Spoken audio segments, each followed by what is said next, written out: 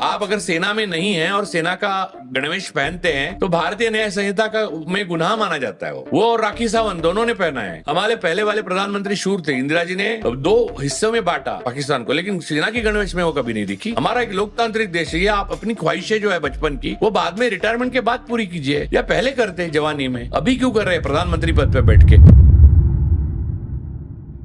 तो ये सारा जो झूठ सेना के लेफ्टिनेंट जनरल से बुलवाया जा रहा है, तो भारत की प्रोफेशनल सेना को प्रोफेशनल तो रहने दीजिए यार। आपने अपने ही विदेश नीति का कबाड़ा कर दिया, अपने डिफेंस का रफाल वगैरह का जेट का जो भी किया वो कबाड़ा कर दिया।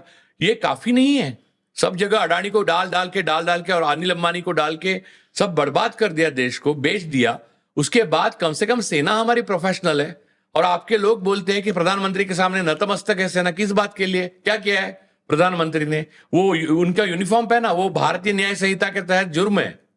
आप अगर सेना में नहीं हैं और सेना का गणवेश पहनते हैं और लोगों को गुमराह करते हैं तो भारतीय न्याय संहिता का में गुनाह माना जाता है। वो नहीं, बीएनएस हमने नहीं लाया, अमित शाह ने लाया, उसमें गुनाह है ये। वो और राखी सावंत दोनों ने पहना है। सर ने पहना है, प्रधानमंत्री जी ने, और राखी सावंत ने।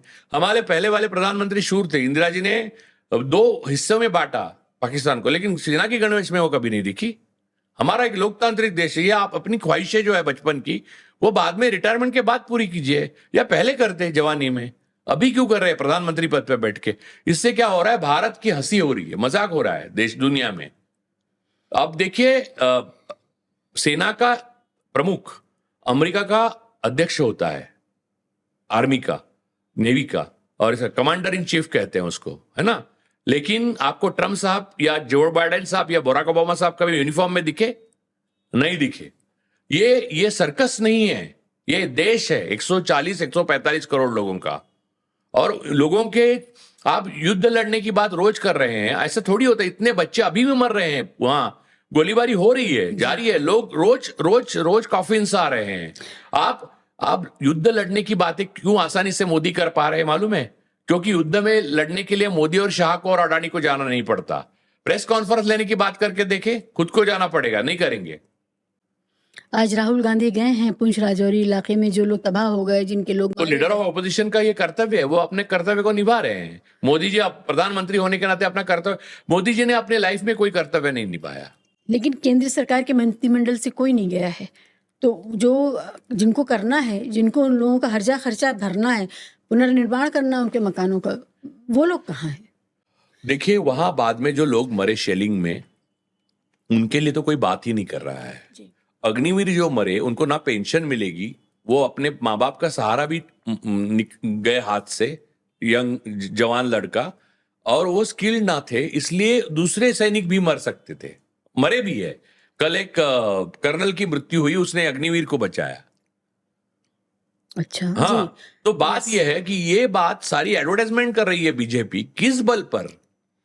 अपने जवान लड़कों के खून को आप बलिदान कहकर अपनी एडवर्टाइजमेंट कर रहे हो। अपने प्रधानमंत्री वो एयरफोर्स का ड्रेस पहन के, वो मैंने तो इतने सेना के ड्रेस पहने हुए 3 ही लोग देखे हैं, 2 खान, यानी सलमान खान, शाहरुख खान और ऋतिक रोशन।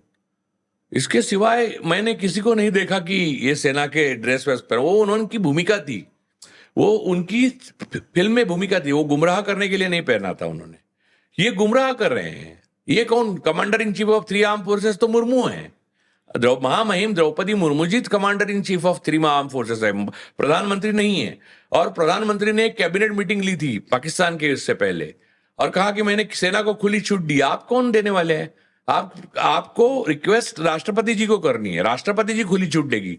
ये आप मुझे ये इंटरव्यू से पहले कह रहे थे, जो भी संवैधानिक होगा आप बोल सकते हैं। मैं सिर्फ मोदी जी पे नहीं बोल सकता, क्योंकि मोदी जी हर बात असंवैधानिक करते हैं, तो मैं संवैधानिक बोलूं कैसे उनके बारे में?